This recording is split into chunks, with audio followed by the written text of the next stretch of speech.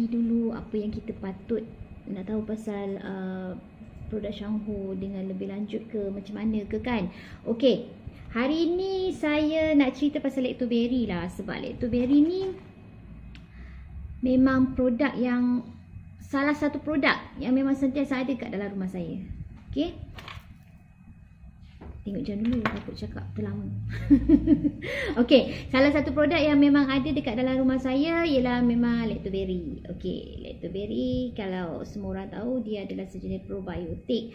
Probiotik yang ada dalam Shangho yang dimasukkan dalam bentuk sachet macam ni lah kan. Kita tahulah dekat luar kan sana banyak probiotik yang dijualkan, tapi setahu saya lah sebenarnya yang terbaik ialah mesti dalam bentuk serbuk. Okey, sebab saya ada buku ni buku kesayangan. Okey, sejak masuk Shangho inilah buku antara buku yang jadi kesayangan saya. Yang Double Diamond Hashlina dia dah compile-kan dan dibagi kepada, bukan beli, okey. Kepada semualah downline dia. Okey. So ada sikit maklumat yang saya nak bagi tahulah pasal probiotik Probiotik saya bacalah dekat sini kan, sebabnya saya selalu cakap kita tak payah hafal pun. Kita faham. Bila kita faham, senanglah, faham je. Tak ingat, rujuk je. Bukan kita ambil periksa pun. Betul tak? Okey. So, probiotik yang dijual di pasaran boleh dibagikan kepada 4 jenis. Okey, jenis yang pertama, dia tidak melalui proses pembenaman. Tak tahan asid, tak boleh simpan lama. Itu jenis yang pertama. Jenis yang kedua, bentuk pembenaman besar, dibungkus dengan kapsul keras, susah larut, tak tahan simpan. Betul ke? Tak tahan simpan dan hanya boleh digunakan untuk barang dagangan bentuk kapsul sahaja. So, ni bentuk kapsul lah. Yang ketiga, jenis pembenaman mikrokapsul menggunakan pembungkusan pelapisan gel, boleh tahan lama, baik sikit lah kan, dan tahan asid gastrik, tetapi kestabilan habanya kurang memuaskan. Perlu mengambil masa selama 6 jam untuk dibebaskan kandungannya. Okay, itu jenis yang ketiga. Jenis yang keempat, yang ini yang ada pada Lactoberry Shangho. Okey, jenis pembenaman istimewa menggunakan makanan yang diperlukan probiotik untuk dijadikan bahan pembungkus, iaitu sebatian protein susu, sebatian oligosakarida dan sebatian gam boleh dimakan, yang dibungkus berlapis-lapis. Okey, yang dapat melepasi asid gastrik dan hempedu untuk sampai di usus dalam bentuk yang aktif dan sempurna. Sempurna. Okey. Probiotik jenis inilah yang dapat membiak di saluran usus serta menunjukkan potensi peningkatan daya keimunan yang tinggi. Shangho Lactoberry ialah probiotik jenis keempat. So, beruntung tak kita? Sebab kita dah jumpa, kita dah makan pun probiotik jenis yang keempat ni. Okey? So,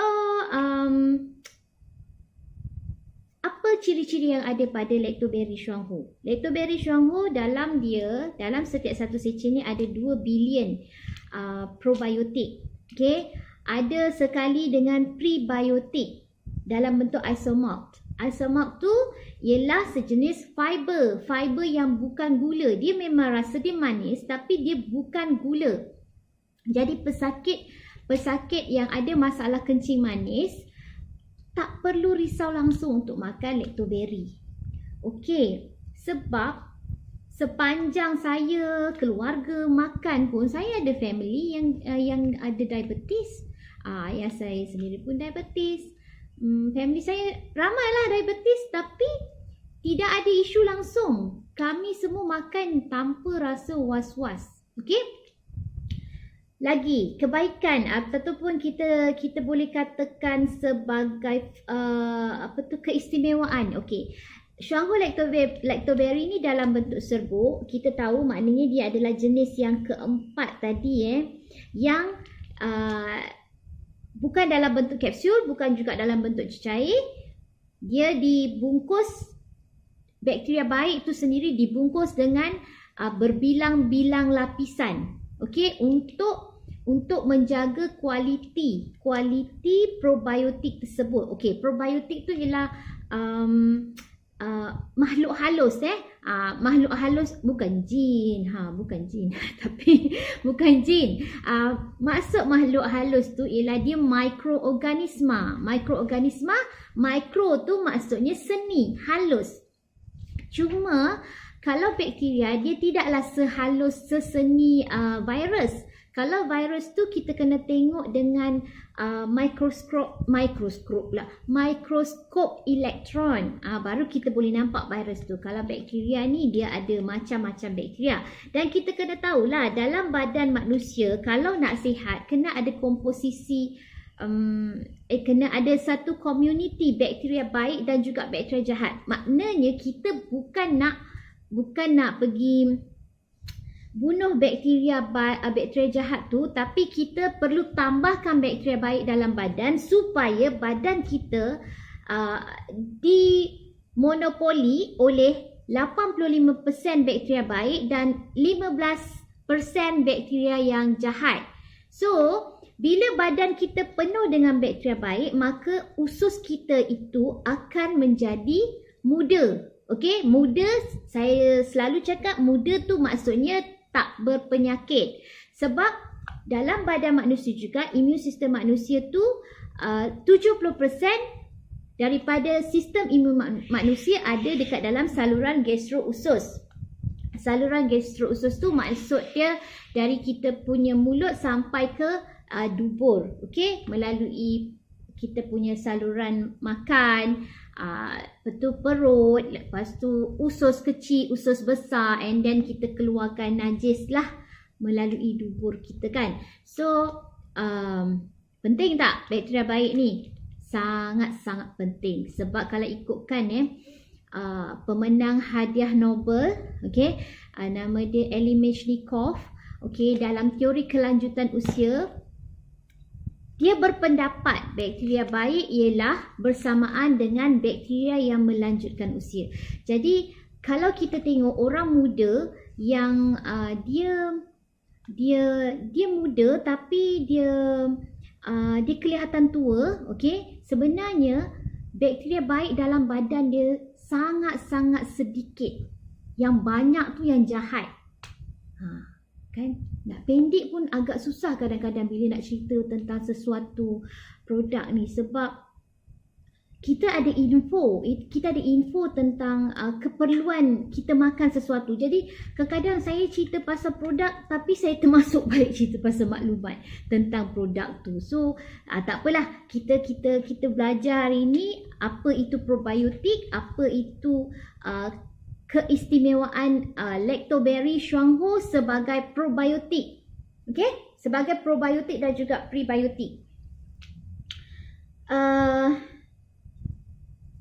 Siapa yang perlu makan? Siapa yang perlu makan? Biasanya untuk pesakit imun sistem dia rendah lah.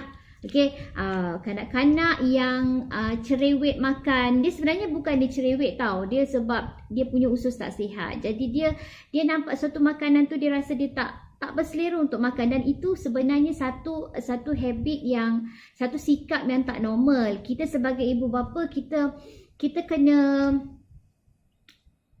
peka lah kenapa anak kita tak selera makan. Jadi salah satu yang menyebabkan bakteria baik dalam badan kita tu mati sebabkan kita punya habit yang suka mengambil ubat-ubatan, terutama memang antibiotik lah.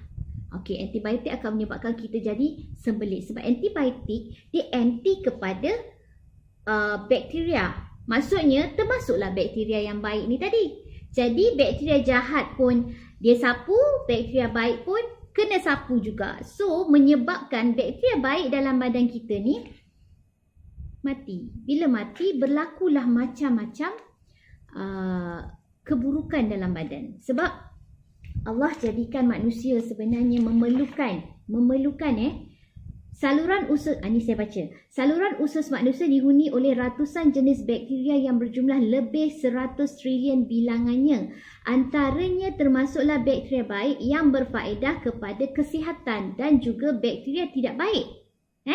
Ada juga bakteria tidak baik. Macam saya cakap tadi, populasinya ialah 85% bakteria baik, 15% bakteria jahat.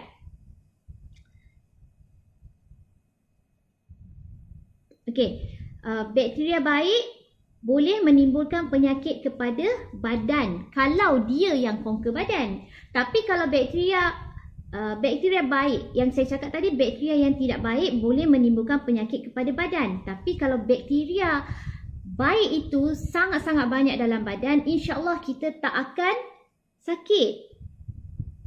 Okey? Okey.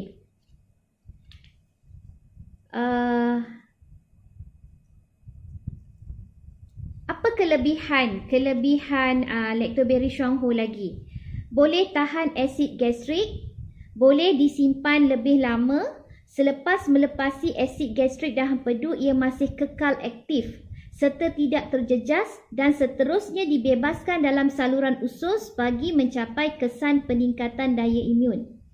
Kedua, bahan penyalutan mengandungi serat prebiotik oligosakarida semula jadi yang dapat membantu menstabilkan pembiakan bakteria asid laktik di dalam saluran usus supaya ia tidak cepat dikeluarkan bersama najis. Tak apa, yang ini nanti saya akan snap, saya akan tunjuk dalam grup. Okey. Apa kandungan dan keistimewaan lactoberry? Okey.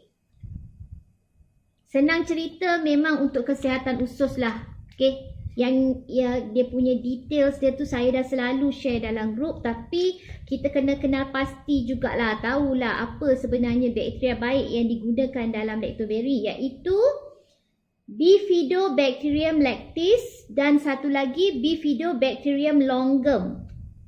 Untuk details dia saya akan forward lagi dalam grup. Okay. Ada isomalt, ada cranberries. Okey, kalau kita nak tahu, ini satu info juga. Segala buah-buahan dalam bentuk berry, dia sangat-sangat baik untuk pengoksidaan. Maksudnya pengoksidaan pula, untuk antioksidan. Okey, dia sangat-sangat baik. So kalau kita nak mencegah daripada kita berlaku penuaan sebelum usia, kita nak mencegah daripada berlakunya, biasanya kalau antioksidan tu selalu dikaitkan dengan penuaan dan juga kanser, radikal bebas. So kalau kita nak mencegah daripada sakit, daripada sel kita menjadi sakit, kita sepatutnya kena makan buah-buahan berry. Okey, berry. Contohnya ialah cranberry, raspberry dan juga blueberry yang ada dekat dalam lactoberry. That's why namanya lacto ni merujuk kepada bakteria baik yang ada dalam lactoberry, dan berry ni merujuk kepada buah-buahan yang ada dalam lactoberry ni. Okey?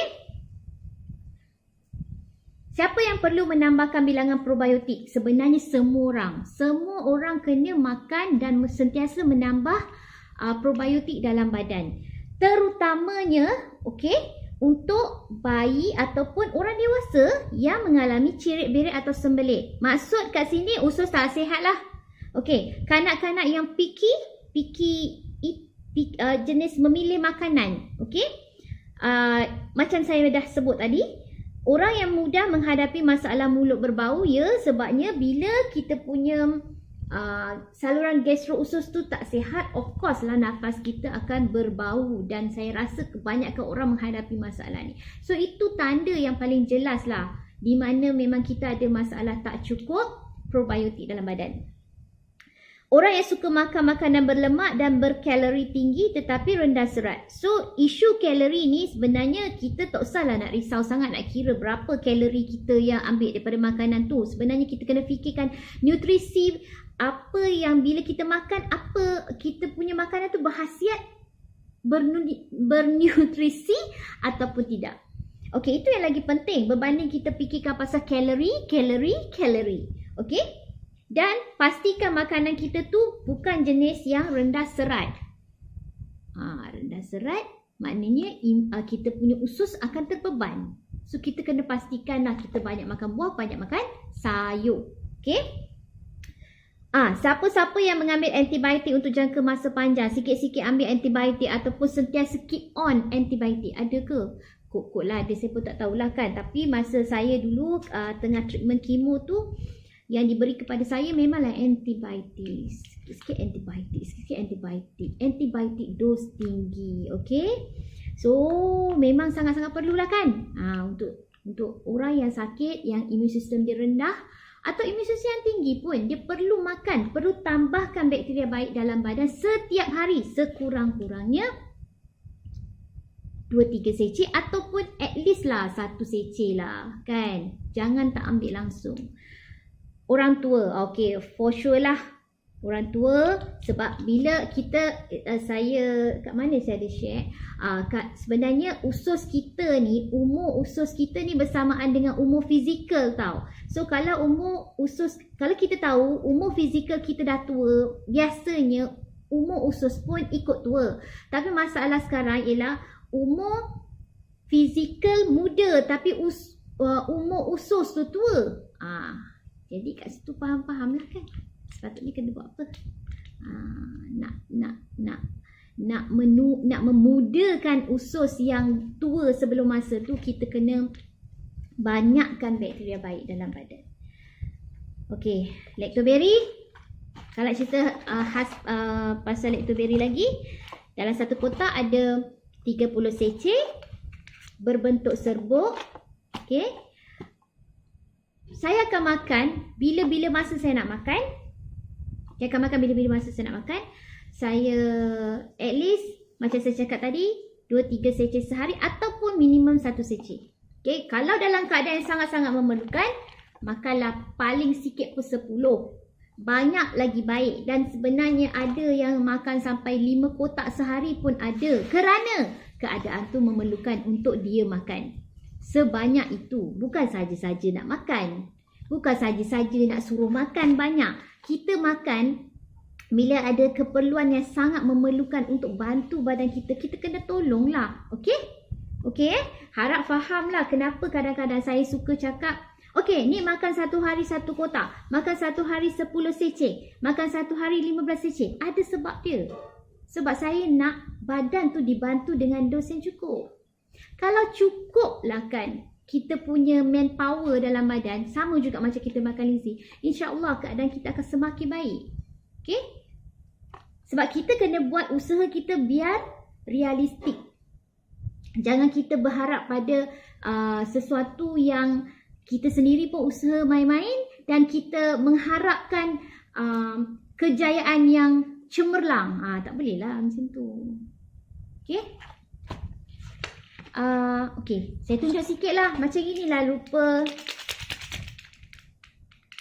lactoberry. Saya rasa dalam grup ni banyak yang dah makan kan. Tak apa, saya tunjuk juga. Selalunya saya makan macam tu je, masuk mulut. Atau kalau satu, okey, kalau kita perlu makan banyak, masuk dalam bekas. Okey, masuk dalam gelas ke kan. Kita ataupun shaker. Shaker lah paling senang. Masukkan dalam shaker. Okey. Air lebih kurang je air tu yang sesuai dengan lactoberry yang kita nak masukkan. Katalah kita nak masukkan 10, masukkan air lebih kurang macam ni je. Okey tak? Nak kena tunjuk ke? Tak apa kot kan. So masukkan air macam ni je, lebih kurang lah. So dia tak terlalu manis bila air macam ni. Masukkan 10 tu and then kita minum macam tu je. Sangat-sangat bagus. Biasanya kalau keberkesanan tu saya nampak sangat-sangat lah bila kita kena food poisoning ataupun kita demam. Okay, sangat-sangat berkesan. Satu lagi, sakit kepala. Okay, so saya tunjukkan macam ni serbuk dia. Macam ni lah serbuk dia. Senang kan nak bawa kan? Okay. Macam ni. Macam ni serbuk dia. Rasa dia manis. Sedap. Yes. Okay, cuma manis tu kena ingat lah. Bukan manis disebabkan manis gula. Manis kerana berries tu tadi dan juga isomalt. Isomalt itu iaitu fiber kepada ataupun kita panggil prebiotik kepada bakteria baik tu tadi. Prebiotik tu ialah makanan kepada probiotik. Okay. Rasanya cukup untuk setakat ni. Nanti kita share session yang lain pula. Okay, terima kasih.